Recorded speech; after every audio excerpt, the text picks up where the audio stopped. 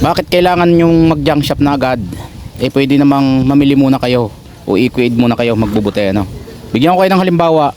Itong may-ari nito, nakatatlong biyahe na. Mamaya titingnan natin kung magkano kikitain nila. Ang sidecar na to, ayun, nandun. May binababa doon ano. Ito pa. Yan, mga kalakal na yan, no. Sila ay dalawa. Versus dito sa isa, ito ay kuan. Nakadalawang biyahe na rin pero tatlo silang magkakasama sa isang sidecar ano. Baka nyo kung magkanong paghahati-hatian nila mamaya.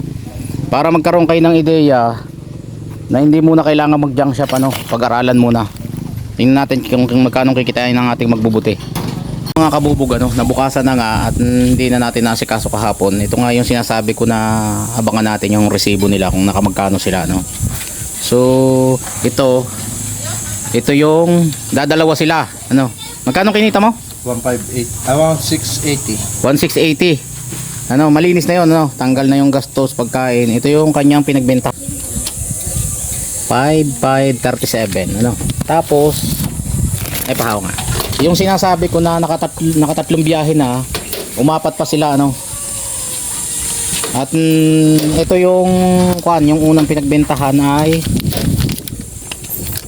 3,775. Tapos yung pangalawang biyahe inabot na ng gabi. Kano yan? 17,000.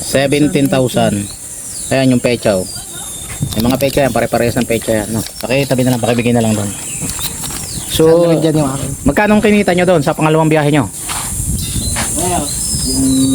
Yung gabi na Tig 1.5. tig 1.5. Dalawa kayo doon.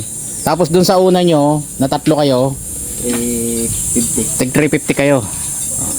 So isipin nyo lang yon mga kabubog no. Magbubuti lang.